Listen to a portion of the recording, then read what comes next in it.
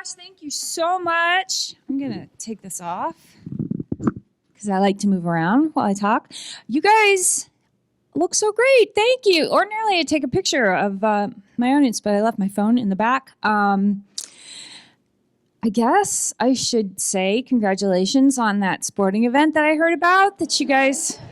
The guy who drove me from the airport was like, you heard about the Indians, right? And I actually thought that there had been an attack or something. And that is horrible. I think I just said something a little bit unpolitically correct. But then he explained it to me and I went, oh, great. Okay. So congratulations on that first.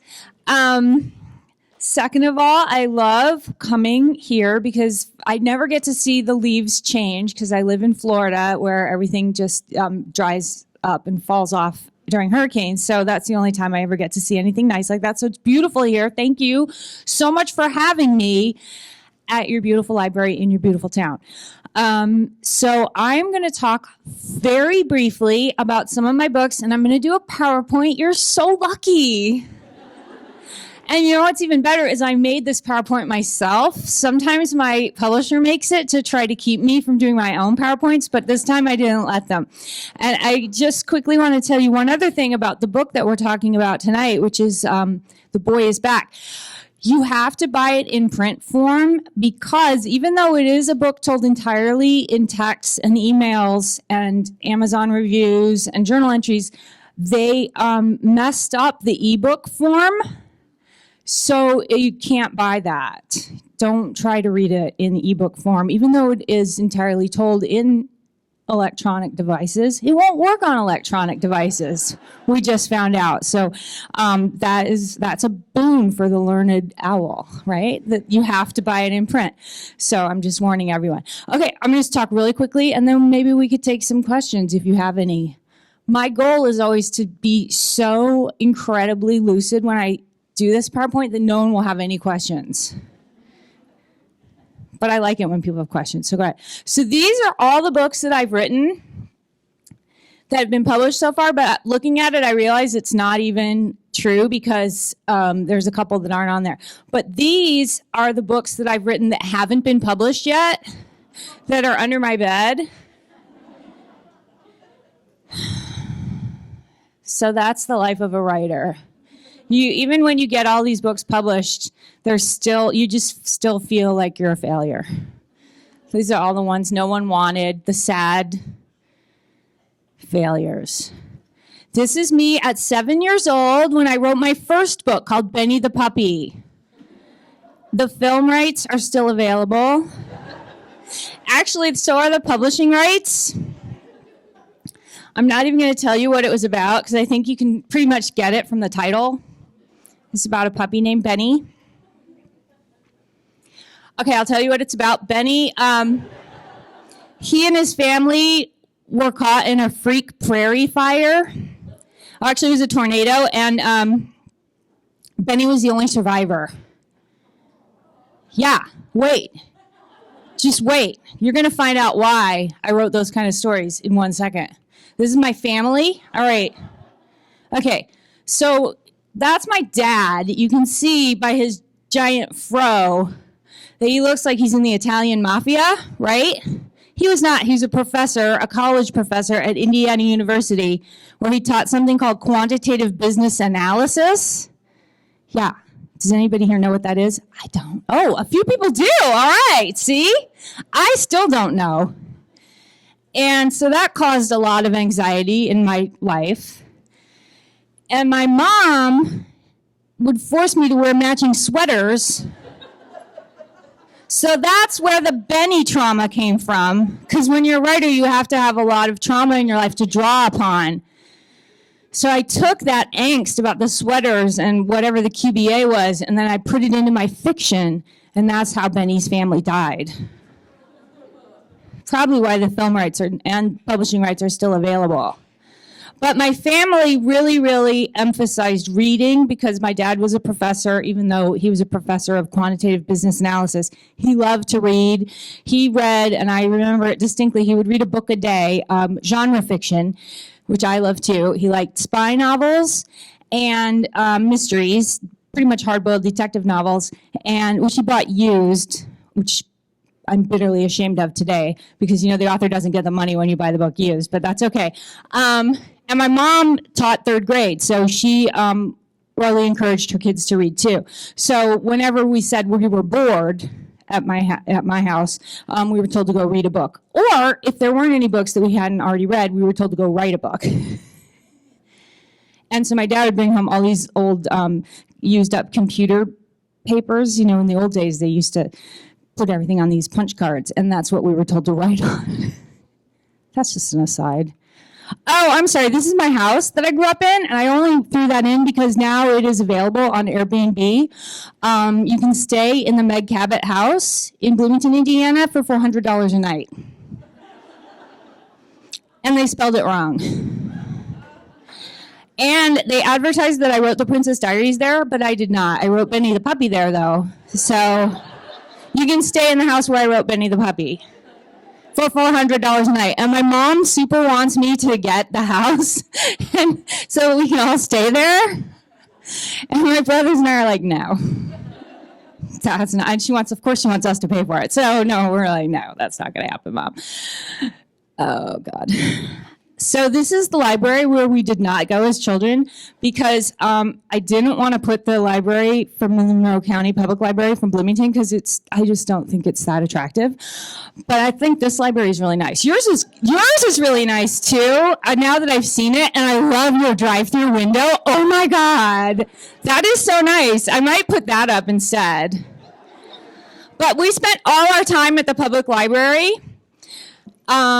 And that is where my love for reading was born. In fact, I had a librarian because I actually was a very reluctant reader and I couldn't find books that I enjoyed.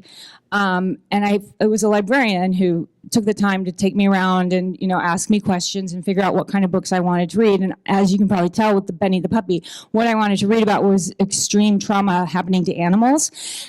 And she's the one who found me the life cycle of the kangaroo, which I don't know if you've ever really read about what happens to kangaroos when they're born, but it is totally screwed up. Okay? I loved that book. I must have checked it out like 30 times until she was finally like, there are other books in the library, Meg, about other animals that have screwed up stuff happening to them. And she showed me the other books, and I moved on to like Black Beauty, Lassie, some fiction, it was amazing. And that's how I became a reader. And it was all because of the public library. And after that, something amazing happened to me. And it was called Star Wars. And when I encountered Star Wars at the movie theater and I saw that amazing princess who had a laser blaster and she had to save the Rebel Alliance from the evil empire, I realized that it's not just animals who have screwed up stuff happen to them, but it's amazing ladies. That's when I started writing stories about things other than animals, and I started writing Star Wars fan fiction. If anybody here knows what fan fiction is, it's when you write stuff that's based on somebody else's material. I did not know about copyright law back then until my mom explained it when I was 12, and then I got really worried that George Lucas was going to sue me for writing so many books about his characters. But I didn't post it on the internet because that did not exist at that time, which I know is hard for some people to believe. But there was a time when there was no internet. So I just hand wrote it. In fact, some of those things that you saw in that little milk crate, that was a lot of Star Wars fan fiction. So I loved writing stories about empowered princesses who lived on the planet Tatooine, which was not a planet I made up. But that's really what I wanted to be. I wanted to be a writer, or I wanted to be an illustrator of, apparently, according to this illustration, of my ex-boyfriend turning into a snake and really asking me to forgive him. I gave myself red hair so no one would know that it was me and I couldn't get sued, I guess. I don't know. It was very Mary Sue of me. So those were my two big goals. My dad was so happy. The professor of quantitative business analysis was super happy that his daughter wanted to be either a writer or an artist because they make so much money. And there's so much stability in both of those jobs. And also, I was getting pretty much straight Fs in all my math classes. And he would be like, how are you even my daughter? I don't understand it. It was really upsetting for both of us. So when it came time to take the SATs, I did about as badly in math as you could and still pass, have your name on it and stuff. So I only got into one college, and it was the one where my dad taught, Indiana University. So I went there, and it was free because he taught there. I just made really, really sure I didn't take any of his classes or any classes by anyone that he knew. And the first thing I did was go to a party, and because that's what you do when you go to IU. No, I'm kidding. But I did go to this really great party, and I met a guy at the party, and he came up to me, and he said, "Hey, what's your major?" And I said, "I don't know. I really can't decide because I really want to be an artist, but I also really like writing stories, so I might be a creative writing major." And the guy went, "Oh, my God. Whatever you do, if you go to Indiana University, do not major in creative writing." And I thought he was going to say, because there's absolutely no financial stability in being a writer, but he did not. He said, because those professors will suck the love of writing out of you.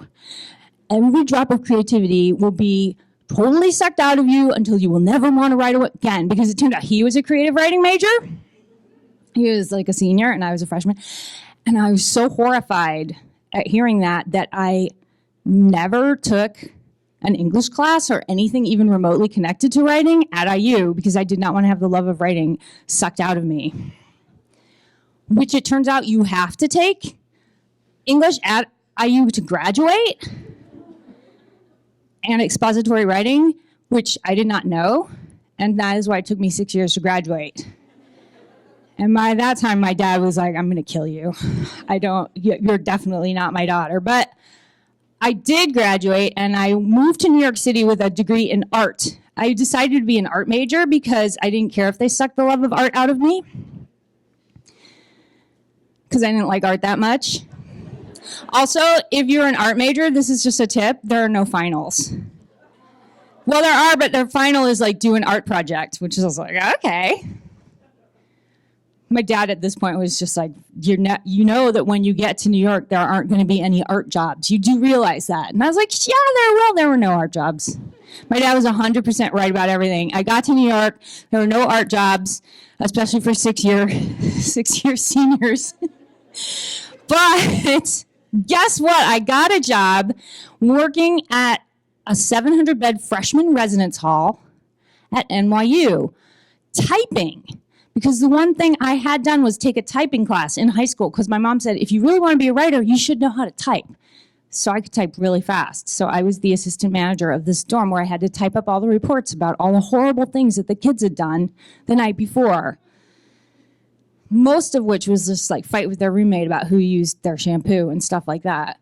But sometimes it was pretty exciting stuff, like, they had to go to the hospital for excessive alcohol consumption. But when I was at NYU, I ran into that guy from the party because he was going to NYU. Now he was getting his master's and his PhD in English, in creative writing.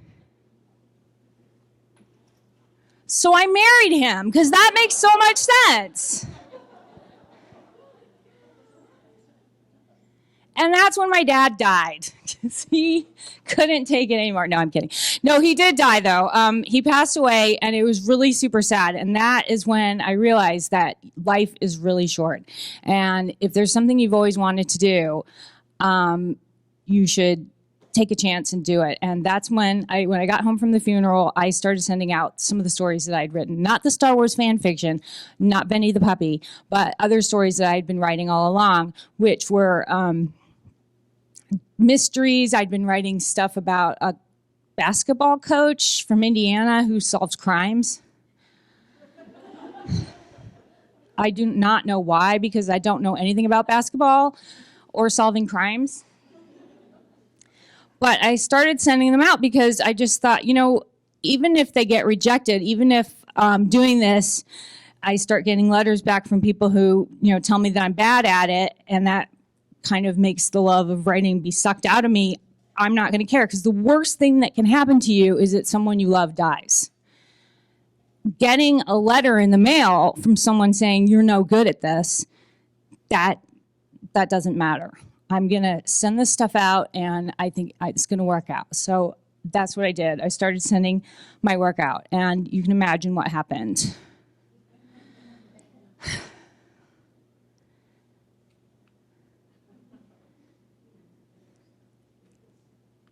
Oh my gosh, I went too far.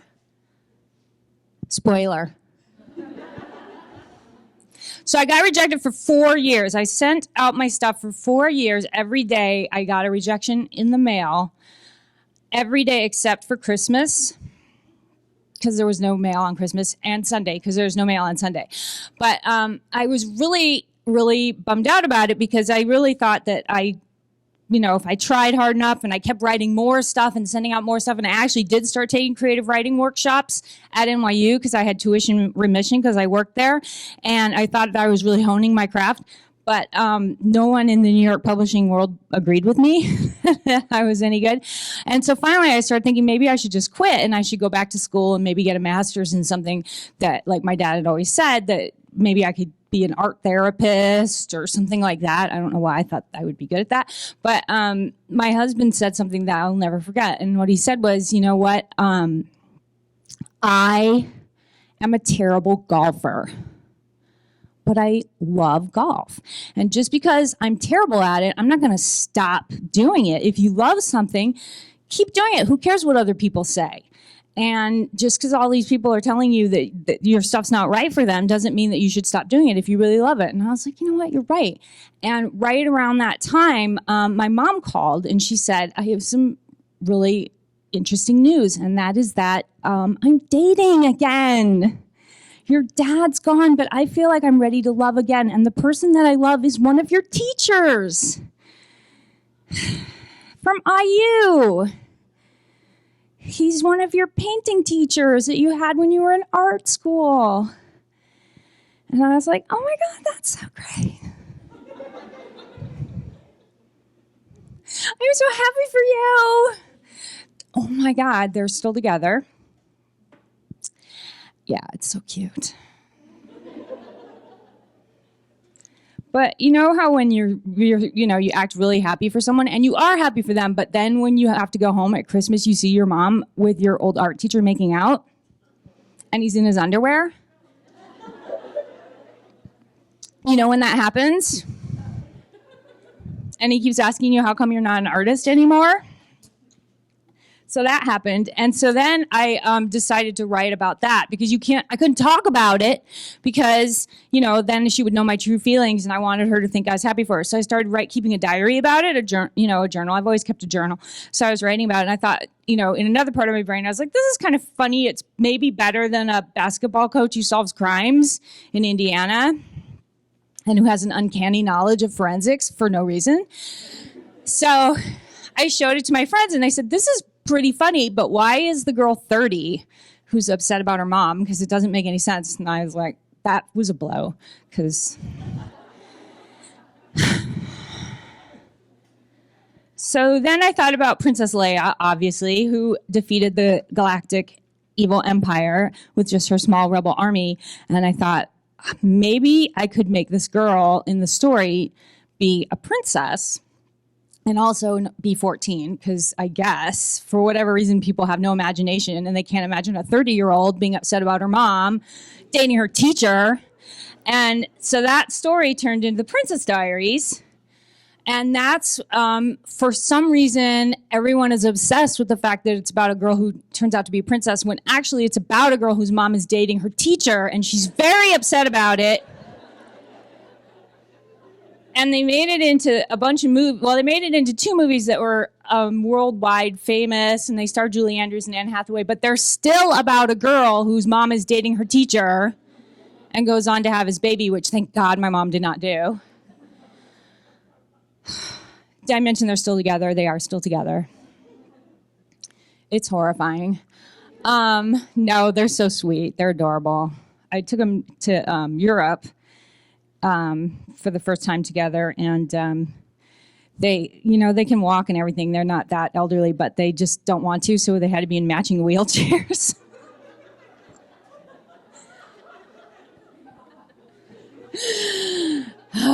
they loved it. They had their little kids and stuff on. Oh my God. So those books led to a whole bunch more books.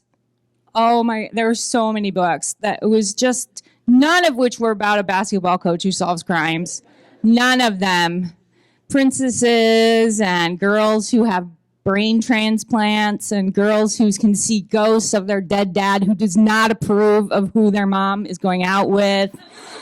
And, oh my gosh, girls who date like the Lord of the Underworld, who's very mad at their dead dad. And no, that doesn't, not what happens. Girls who solve crimes in dorms. There was never a murder in the dorm where I worked, unfortunately. NYU doesn't like it when I say that. They're like, please stop saying that. So finally, we're going to talk about this book that I have out now, and then I will take some questions. I'm sure you don't have any. So one thing that people always ask authors is, where do you get your ideas? Which I'm sure I've made very clear tonight. But so my friend R.L. Stine, who writes the Goosebumps books, I'm sure you guys have all heard of him, he always tells people in a smart alecky way, I go to the idea store. So this is the idea store, which sadly does not exist. There's no place called the idea store. Ideas come from all over. They come from obviously your personal life. I get ideas from newspaper articles. I get them from everywhere. And the book that we're talking about tonight, can I borrow your copy? Do you mind? Oh, thank you for bringing it to me. The Boy is Back. Actually, the idea came from a newspaper article in a very small town newspaper. I love reading small town newspapers because let's face it, they report the real news that we really care about. Like which one of your neighbors is doing what, which is the most important. And it's so dishy and wonderful. So the idea for this book came from a small town newspaper. I'm not going to say which town or where, but it was a newspaper article about an elderly couple, not my mom and her boyfriend, who went out to eat, and instead of paying for the meal, they thought they would leave a small item that they felt was worth more than the meal for the waitress to pay for the meal. And the item that they left, I changed it in the book. It's a vintage postage stamp. It was not a vintage postage stamp in the real article. And the waitress was so excited because they left a little note explaining this item is worth $400. And she was like, oh my gosh, this is great. But then she went to Google it and it was worth $4. And the meal was $54, not even including tip. And she's like, what the heck? So she called the police, and just at that moment, the couple came back because they forgot their doggy bag. Big mistake, because by that time the police were there and they arrested this elderly couple for fraud. Well, this caused a huge stink in the town because they were very well known, this couple in the town, for, and they're prominent citizens who would never try to do something like that, like attempt to fraud. In real life, it was an Applebee's, okay? They would never attempt to fraud Applebee's. I couldn't use Applebee's in the book because obvious reasons, so I changed it to Shenanigans, which is my favorite name for a fake restaurant. It's a chain in my mind. It's your neighborhood bar and grill, Shenanigans. Just come on down to Shenanigans. So, and the town became split and divided. Did they do it on purpose? Did they intentionally decide to defraud Shenanigans or Applebee's? Or was there maybe something a little bit wrong with this couple and they were older and maybe they were trying to rip off this poor waitress at Shenanigans or Applebee's? So everybody started following the story in the news and trying to figure out what's going on. And of course, they have older children who were alerted to this, some lived in the town and some didn't. And all of a sudden, they're like, what's up with mom and dad? Are mom and dad okay? Let's go over to their house and check into it. And so they did. And I'm not saying that I happen to be related to or know this couple, but I happen to have seen a photo of what they found when they went into the basement of mom and dad's house. And this is what was there. And it was a lot of stuff that they could barely move in the basement. And when they said to mom and dad, what is this stuff? Dad said, don't touch it. It's worth millions. I don't know if any of you have ever heard that from any of your relatives, but I've heard it a lot. It's not my mom. And so they're like, okay, well, show us how it's worth millions, and let's go through this stuff. And actually, some of it did turn out to be worth not millions, but some money. But a lot of it was, I can just tell you, some of it was boxes of Stay Free maxi pads from 1972. But some of it was worth some money. So all the kids had to come back to town. The boy had to come back to town from his very, very fancy job where he was a professional golfer and deal with stuff that was going on with his family. So they also had to hire somebody who's called a senior move consultant. I don't know if any of you have ever done this, but they are actual people that you can hire to help you deal with your relatives who are older, who don't want to move to maybe a smaller home, or even make their house that they are living in right now safer, because they don't want to listen to you because you're their kid and you don't know anything and you did not major in anything that was worth an actual degree that you can earn money doing. So that actually happened. So the person that they hire to help their parents out, these siblings, happens to be the boy's ex-girlfriend from high school. She's the only one within a 100-mile radius who actually has a degree in senior move management, which is a real thing. And so hijinks ensue of many different kinds. She's not too happy that the boy is back in town. Although he's pretty happy to see her, I have to say. So that is the story of the boy's back. And now I'm going to show you the after shot of what happened after the ex-girlfriend went to town on this basement. I know. It was worth the money. That stuff is in Florida now. Yeah, and some of it actually was auctioned off. And it is, everything's beautiful and everybody's healthy and fine. And the waitress was reimbursed the full amount that she was owed at Applebee's, AKA shenanigans. And the town is fine. But it all came from a little newspaper article in a little small town paper. So that's The Boy Is Back, which I will give back to you now. Thank you very much for loaning it to me.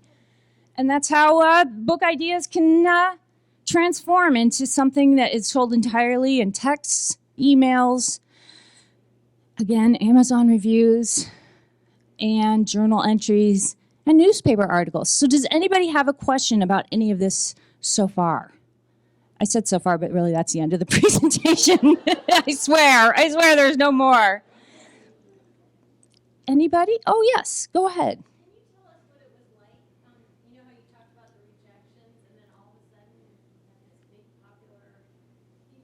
I skipped over some stuff. It wasn't like, you always hear about overnight success, but that did not happen. What happened was I was actually trying to get published. Initially, when I could not get any mystery novels published, I looked into what was selling at that time, and it was historical romance novels. So the first books that I actually got published were historical romance novels I was writing under a different name, so my grandma would not find out because they were quite steamy. And so that is actually the real, I tell different versions of this. There's some kids here, so I didn't know if I should talk about that. But yeah, and then that was how I really broke into the business. And then while that was going on was when I found out that my mom was dating my teacher. And then at the same time, I started writing this other book. And that was how I really broke through. But I did not tell my family about the first books. My grandma did find out, though. And she was super, super excited, it turned out. And she's a huge fan of romance novels, especially some of the steamiest ones. I could not believe it. And she had a huge book party for me. She was much more excited about those books than about the Princess Diaries, actually. And she had this huge book party for me, and she invited all of her nun friends, who were even more excited. I've never seen anything like it. But I know that doesn't really answer your question. But so it was a very slow, long process. And I mean, I still get rejected. Like, I still will come up with ideas, as we know from the crime-solving basketball coach, which I'm still trying to get somebody to publish. People, they're like, we just don't think there's a market. So, it's always an uphill battle. But I do still have all those rejection letters, and I have kept every single one of them. And I do intend to do something with them someday. Like, I'm not sure what it's going to be, but I will get back at all those people. No. I know you're supposed to let go, but I believe anger is very motivating, and I do definitely use that towards, I think that if there is something that you really want to do and people are telling you, oh, you can't do it, definitely use that anger towards something. Don't let it go. I hate that when people are like, oh, just let it go. But again, another thing I always like to say to people is some people are like, oh, you shouldn't quit. Just keep doing it. You should quit. Definitely quit things that aren't working out for you that you don't love that much. Because if I hadn't quit, like everything else in my life, I quit ballet, I quit show choir, I quit softball, I quit everything that I did not really like that much so that I would have more time to write because I knew that's what I really love to do. So I hate it when parents, I'm sorry parents, but I hate it when they tell their kids, don't quit, you need to do it for the team. My parents did that to me all the time and I was like, I hate this. And I know what I want to do, which was that. So quitting all those other things enabled me to spend more time practicing what I knew I really wanted to do, which was this. But on the other hand, you do have to teach your kid, don't, quit and then let down the whole team. I did let down the whole team several times. That was terrible. That's why I have no real friends. I'm kidding. Yes, anybody else? Yeah. So as a writer, I was curious, are you disciplined about it? Do you wake up every morning and say, okay, I'm going to work for 4 hours and I'm really going to write?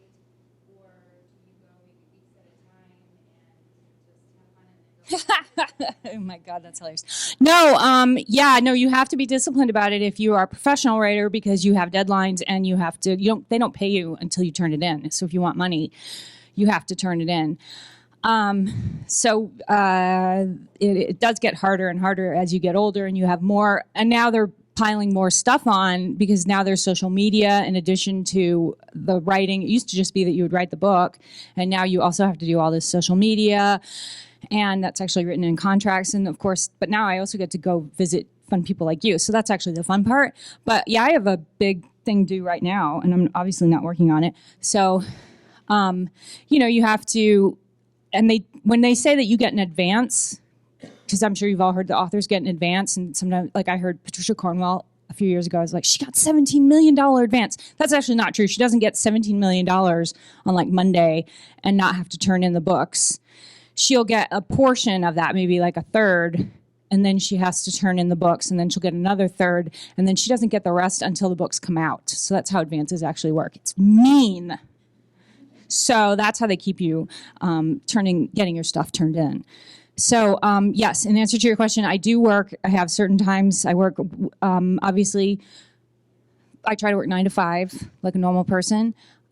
It's very difficult though because there's so many distractions. There's so many cute kitten videos on YouTube. I have people emailing me all the time. I live in Key West, so I have so many neighbors that want to go out drinking, and it's very hard to resist. But so I have a friend who's also a writer, and she and I have a thing that we do, and I'm sorry, I'm just going to tell you this, and I know it's bad, but what we do is we have a thing called 5 by 5 or 5. We have to write 5 pages every day by 5 o'clock, or we have to donate $5 to a political candidate that we hate. Because that's public information, and so your name will be on the person's. It's horrifying. I don't know how we've been doing this for years, and so around 4:30, if we haven't done the 5 pages, we're both like, "Oh my God!" And she keeps trying to change it because she's a very sweet person and she does not want to donate money to this particular person. And so she's like, what if we have to run up and down 5 flights of stairs? And I'm like, no, that totally defeats the purpose, because she's also trying to be fit. And I'm like, no, that's like a reward. You have to do it. So that is the most motivating thing that I have ever done, because it's not like I don't like my job. I love writing, but there definitely are days when all of us feel like we don't want to do our job. It doesn't matter what your job is. People want, I worked at Rack's Roast Beef when I was a kid. I never wanted to go to Rack's Roast Beef, but you can't just not go to Rack's Roast Beef. You have to go. So even if you're a writer, people are always like, oh, you don't have to do your writing. Yes, you do. You have to do it. And you can't tell the difference, I think, in my writing between the day I didn't want to do it and the day I really wanted to do it. It's the same. But yeah, that is, so you're free to join my 5 by 5 or 5. And you can make up your own thing. You don't have to donate it to that thing. You can do something else, but that's the best one. Yes. Did you find as a writer that it was more liberating to write when you got a very small advance and you thought, well, I don't even have to meet the deadline? It's more liberating to write with nothing, because you can just do whatever you want and nobody is breathing down your shoulder, and it's your story, and nobody expects it at any time. It's always more fun to write it before you've even sold it to anyone, I think. I'm working on something right now that I'm not supposed to be working on because I have this other thing I'm supposed to do. And I'm like, this is so fun. I wish I was doing this instead. But I know as soon as if I sell that thing to somebody, I'm going to be like, I hate this. I got to do 5 by 5. Ugh. So because that's just human nature, I think. Nobody likes working on the thing that they're actually getting paid for. Everybody wants to do the fun thing. I'm going to go out on a boat tomorrow. I don't know. It's ridiculous. Hi, yes.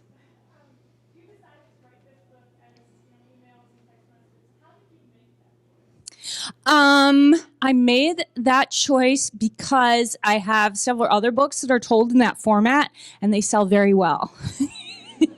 And my editor said, you should do another one. And this book, the story just seemed well suited to that. And I don't know now that it will not come out in the ebook form because they're having so many technical problems. I'm regretting it deeply. No, I'm kidding. It just seemed like that story would fit. And, but you never know if that's the right choice or not for any book. I mean, I could have told all my, the diary, I do a lot of diary books. And sometimes I wonder if they would have been better as just a narrative. But I have to say that I really enjoy the challenge of doing a book entirely in emails. It's very hard and it's super fun and I enjoy it. But it's much more difficult than writing a book that's just a straight narrative. But I don't think I'll do it again for a while. It was exhausting. Yes.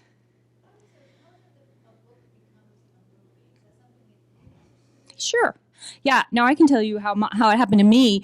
It's happened a couple times, but the first time with the Princess Diaries, I was having a very difficult time. My agent, actually, it wasn't me, who became my agent, and I sent out so many query letters to agents, and that's how it used. I don't know how it works now, but when I was trying to get published in the 90s, I was pursuing agents, and I got an agent finally after years. And she was the first person who said she wanted to represent me. And she became my agent for my romance novels. And then I gave her the Princess Diaries. And she was like, oh my gosh, this is great. I love it. And I was like, so you're going to send it to these people? And she's like, no, those are adult editors. I think this is a kid's book. And I was like, you're crazy. This is for adults. The Princess Diaries is totally for it. It was very dirty when I first wrote it. It had a lot of swear words and stuff. And she's like, no, we're going to take out the swear words and it's going to be a kid's book. And I thought she was nuts. And that was a terrible idea. And she sent it around and it got rejected everywhere, even after I took out the swear words, because people just didn't think it was appropriate because the girl's parents weren't married. In the book, they're not married. And they said had no redeeming values. And yeah, YA was very different back then. But she said, I also think it would make a really good movie, and I'm going to send it out to movie studios and producers. And she sent it around. And the first person who called back was Whitney Houston, who was the producer. If you ever watched the movie, her name comes up, and she loved it. And she was like, I'm going to make this into a movie. I'm sending it to Disney. And she did. And it got optioned to be a movie before anyone ever was interested in making it into a book. And it was rejected by every publisher in New York. And I kept going, well, now that Whitney's making it into a movie, won't somebody want to publish it? And my agent was like, no, that doesn't mean anything, because nothing ever really gets made into a movie. And then it got greenlit, and HarperCollins Kids said that they would make it very grudgingly at that time, I thought. But then they did, and it came out. And then the movie producer, who wasn't Whitney, it was her kind of like her co-producer, whose name is Deborah Martin Chase, who's a great lady, kept calling me at work. I was still working at the dorm because even though I'd published like 8 romance novels, they don't pay. Like I was getting like $4,000 a book, which is, it seems like a lot, but they take half out for taxes in New York City. And my agent was getting 15%. And then that would left like, I don't know, if I could do math, I would tell you. So it was like, no, but it was enough money for me to build a website and do promotion and stuff like that. So I was still working at my job, and the phone kept ringing at my job in the dorm, and I would answer, and it would be Deborah Martin Chase, and she'd be like, Meg, so we're working on the movie. I'm like, sure, because they hadn't given me any money or anything. And I was like, sure you are. And she called and she said, so we have this director, and he's going to be making the movie, but your book is set in New York, and he lives in San Francisco, and he's got little grandchildren that live in San Francisco, and he really would like to be near them when he's filming. So is it okay if we change the whole setting to San Francisco? And I was like, I don't know. Who's the director? And she said, Gary Marshall. And I was like, yeah, that's okay. I don't care. Go ahead. That sounds fine. So that was the first call. And then she called back. Again, I'm sitting at my desk and the phone rings. And she's like, Meg, okay. So you know in your book, you have this character, and he's the father of Princess Mia.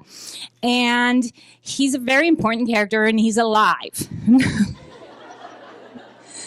I'm like, yeah? And she goes, well, we have to kill him. Which I actually should not have been surprised about because it was Disney, and they always kill the dad. They kill the mom. They kill all the parents all the time. And I was like, oh my God, what did he do? And she said, well, we have this actress, and she's a great actress, and she hasn't made a movie in a long time, and we're so lucky to have her. She's older. We really want her to play the grandmother, or the royal grandmother, and we want to kill the dad and give her all the dead dad's lines. So she has a much bigger part, and that's the only way we can think of to do it. We're going to raise the stakes. And I was like, well, who's the actress? And she goes, it's Julie Andrews. So I was like, kill the dad. So, yeah. So then the phone rang, and I was like, I think they're really making this movie. I don't know. I could be wrong, but it sounds like they're really going to make it. So then finally the phone rang, and she was like, Meg, do you know that pop singer Mandy Moore? And I said, is she going to play Princess Mia? Oh my God, I love her. I have all her albums out. And she was like, no, she's going to play the mean cheerleader. And I was like, well, who's going to play Princess Mia? And she's like, well, we've got this unknown named Anne Hathaway. And I was like, okay, fine, whatever. And then finally the check came. And I was like, wow, that is a lot of zeros. So it was, it wasn't like $1 million, but it was more than I had ever gotten at one time. So I took it to the bank right away to make sure it was really going to clear, because I still did not believe they were going to make this movie. So I took it to my local bank, and I just did the little cash deposit thing, and I stuck it in the thing, and then I went home. And then the phone rang, and it was the bank, and I was like, God damn it! Like I knew this was not Disney. So it was the bank, and they're like, Miss Cabot, you just deposited a very large amount. And I was like, I know. Like, could you come down here? Because we need to talk to you. And I was like, ugh. So I come down there, and they're like, come in here. And they brought me into like an office I'd never been in, and it had coffee and donuts and all this stuff. And like, we want to talk to you about Royal Diaries and CDs and all this stuff. I had no idea what they were talking about. And so I was like, well, I can't make any commitments right now. I got to call my husband. So I ran out, and of course, this was like before cell phones. So I had to like go to a payphone and call my husband at work and be like, I don't know what they're doing. They want me to get all this stuff, and they gave me donuts. And he's like, don't do anything. Just go home. So then finally they made the movie. I still have my job because my husband and I were like, we're not sure what's really going to happen. We don't know. So I got the invitation to go to the premiere. So we went to the premiere in Hollywood, and they flew us out, and we got to go and stay at like the Beverly Hills hotel, and it was very fancy. And the producer, who's great, she was like, we're going to go to the movie the night before. We're going to go to the premiere, but the night before we're going to sneak out, and we're going to go to one of the showings around town in Hollywood. And we were like, that seems like it's cheating, but okay. So we got in her car, and we drove to one of the showings like at the local mall, and we couldn't get in because it was packed. We didn't get there in time. We couldn't get tickets. And she's like going up to the ticket taker, and she's like, I'm the producer. This is the writer, and this is her husband. You need to let us in. And they're like, no, it's a fire. First of all, you don't have tickets. Second of all, and she's like, just let us peek in. Just let us peek in. And then you're like, okay, fine. So we had to sit on the floor. And it was packed. It was a completely packed theater, and there were so many people there. And she's like, "This is going to be a big hit." And I went, "Well, I'd never been to Hollywood before, and also I'd never been hanging around with a producer." And I just thought she was crazy. And so then the next day we went to the premiere, and we got to ride in our first limo. So we drove up in the limo to the big premiere, and it was in that theater where they always have all the premieres, and they had the whole street blocked off. They had a gigantic poster of Julie Andrews' head that was on a whole building down at the end of the street, and it was the first time she'd had a movie in a really long time, so that all of her fans were out, and her fans, just to let you know, are drag queens. So it was an entire street filled with drag queens dressed like Julie Andrews. And they had to bring out like the SWAT team to hold them back because they were so excited to see Julie. And also the Backstreet Boys, just to let you know, sang a song on the soundtrack. So the Backstreet Boys fans were there, which at that time they were very, very popular. So between the drag queens and the Backstreet Boys fans, it was like a riot. And they were all holding him back. And so we got out of the car and we were very excited to walk in the middle of this. And they had, Entertainment Tonight and Access Hollywood. All the reporters were there to take pictures of people getting out of the cars. And so when we got out of the car, there was just massive screaming because nobody, I guess they thought we were Julie Andrews because you couldn't really tell from the backs of our heads. And all of the reporters turned around to film us and they're like, "Who are you?" And I went, "I'm Meg Cabot. If it wasn't for me, I'm the writer. There would be no movie without me." And they just went, "Oh." And they turned away. I know. It was very sad. But that was okay. So then we went in and we sat in our seats and we had this whole row. And then Whitney had the whole row in front of us, but she didn't come, which was very sad. And so then the movie started. And I got to see my name and we got to watch the whole movie. And we weren't sitting on the floor, which was good. But there was this part, which I'm sure you've all heard me talk about this before because I always talk about it, but it was the best part of the whole movie when that guy, do you remember in the movie when the guy stands up and he starts singing the Genovian national anthem? And I remembered that I made up the country of Genovia and that somebody had written a national anthem for a country I made up and then hired a guy to sing it in a movie. And I just started laughing so hard at that part, which was not a funny part of the movie. And I was the only person laughing. And then it turned out that guy and his whole family were sitting in our row. And so they all gave us this like, "That's my dad." We're laughing. And I felt so bad. So that was our premiere experience. It was a long answer. I'm sorry. Do we still have time for more questions? A couple more questions? I can tell you about how Anne Hathaway afterwards, she came up to me at the premiere and she looked all beautiful and she was wearing a beautiful ball gown and she was like, "Do you think I did a good job?" I know, she's so sweet. And I said, "Yeah." And so she got a little tear that came down. I know, she's so sweet. And then my husband pulled his handkerchief out that is one of those handkerchiefs that dogs wear when they play frisbees, like a green bandana. And he handed it to her and she was like, "Thank you." And then my husband was like, "I'm never going to wash this again." So, all right, who has another question? Anybody? I know you're probably just astonished into silence now. Oh, yes. Does it really bother you when the movie representations are so much different than the book? Because I know Does it bother me when the movie representations are different? It bothers me that I don't get paid every time the movie's on, because that bothers me because the person who wrote the book that the movie is based on gets zero after the initial payment. And all the actors get like 3 cents or something, I think, every time the movie comes on. And nobody knows that. So everybody thinks every time the movie comes on, I get 3 cents. But I do not. I know that girl. Have you ever seen the movie Caddyshack? So you know the scene where the candy bar is floating in the pool and the one girl yells, "Duty." She gets 3 cents every time. Because I know that girl, the duty girl. Because the acting guild is so much better and more organized than the writing guild. We are total jerks. I don't know why writers can't figure this stuff out, but we cannot do it.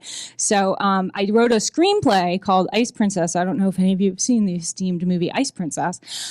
And because I wrote the screenplay for it and not the book that it was based on, I get like 3 cents every time that movie comes on. Well, they had nothing to do with it, basically, except the Zamboni scene. That was my contribution. So I know you're stunned into silence by that. So if you write a book and you have a movie based on it, try to get like a producer credit or write the screenplay yourself, and then you'll get more money.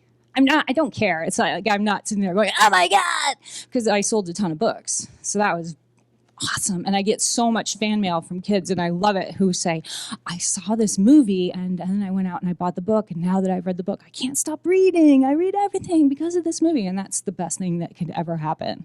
So I'm not bitter or anything. It's just funny to me. I'm like, dang, I want that 3 cents. Where's my 3 cents? No, I'm kidding. Yes. What is next? That is a very good question. So I'm writing, because Princess Mia's dad is not dead in the books. He has gone on, and he possibly has some new family members that he has created. And they have a series called From the Notebooks of a Middle School Princess that I'm also illustrating. So I'm finally using my art degree for Dad. And so Royal Wedding Disaster just came out from Olivia's point of view. And there's a new book called Royal Crush from her point of view that will be out next summer. And then there will be another book in that series out. And that is all that I have going on that I can talk about. And I pray that with 5 by 5 I will get all that done. It's been very motivating. So, but I can't talk about anything else because I feel like if you talk about it before it's really finished, that it puts a curse on it and you will never get it done. So I don't like to do that. Anybody else have anything? Oh, wow, so many people. Yeah, go ahead. So if you're working on multiple projects at a time, like how do you split up like your mindset of writing? Like one day do you dedicate it or week or like I guess how do you do that? I don't really work on multiple things at a time. I work on, I'll work on promotional stuff, or I'll work on, let's say I'm working on an article, like a nonfiction thing. So I'll work on that, but I usually only work on one fictional thing at a time. And I do that by judging by when it's due. So whatever's due first, I work on that one until it's done, and then I turn that in. But yeah, well, the thing that I said I was working on that I'm not supposed to be working on, that is bad of me, and I should not be doing that. But I was doing that for fun. So I gave myself a day off. I figured I deserved it because I found out the thing about the ebooks not working. So I was like, that's my reward for somebody else screwing up. I don't know why. I get a reward for that. That makes no sense. But it was better than buying a bag of like gigantic peanut M&Ms. So I don't know. Anybody else want to ask anything? Yeah. If my life changed a lot through all that. Well, I think it has. Yeah, I got to quit my day job, which I was kind of bittersweet because I did love my working in the dorm, and I went through 8 bosses, and I finally got a boss that I really, really loved. I loved a lot of them, but this one was really great. And of course, that was the one that I ended up making enough money that I could quit and do the thing that I love full time. So it was kind of sad because on the one hand, I was happy that I could do what I love full time, but I was leaving somebody that I loved working with. And also I did really enjoy working in the dorm. I don't know why, but it was fun. Every day it was something different, and those kids were crazy. So that was unfortunate, but, and also I was able to move to a place. I love living in Key West, Florida. It's great. My husband was in 9/11, which was very upsetting for him. He worked across the street from the World Trade Center. So ultimately we decided that for him and for me, it was better to leave the city, but we still go back and visit. So our lives have really improved in that way. I don't think financially we would have been able to do that without, all of these books and everything that has happened. So we feel really grateful, and we love all of you guys for helping us to make that possible. He now manages the business side of my career because, as you've probably noticed, I can't do any math. And a lot of the books are selling overseas. So for every book that sells overseas, we have to do the taxes for that, and I have no idea how that happens, and he does it, which is horrible because I'm at some point going to have to learn how to do that myself because women have to do it for themselves.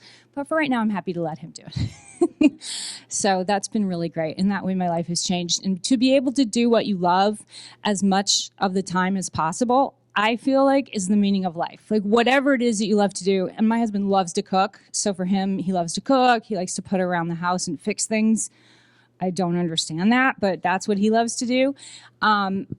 I think that is great. If it's gardening, if it's riding your bike, if it's going out on your boat and fishing, I just think to be able to do that is great, whether or not you get paid for it. I'm just really fortunate that I get paid for it. I don't like to say this in front of my publisher, but I would do it anyway, even if they weren't paying me.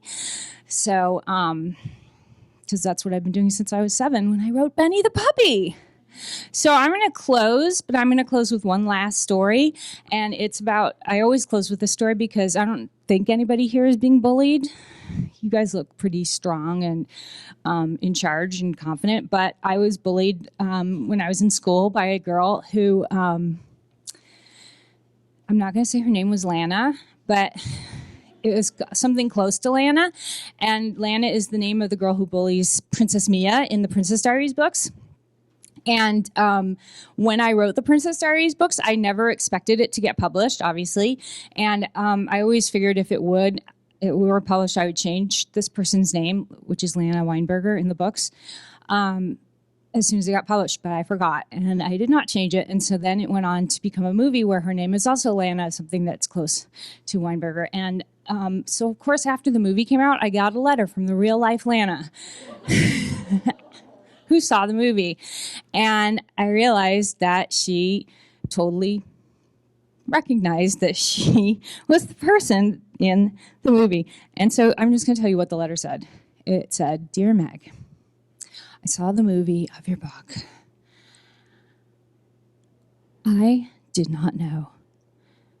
Okay, so wait, I just want to say, first of all, I was really mad that she had only seen the movie. She had not read the book, which was very typical of this person who's not really named Lana. But also, I thought she was going to say, "I did not know that my bullying of you had stayed with you for so long, well into your 30s, that you felt compelled to write this book and make me a character. And I apologize deeply for what I did to you. And I would just like to say sorry, and I hope we can be friends." That is not what she said, okay? She goes, "I did not know that you were a princess." She thought that the book was a memoir. So I like to tell people, if there's someone in your life, whether at work or school or wherever, who is torturing you and making you feel insecure and insignificant, maybe that person is not mean, maybe they're stupid. So thank you very much.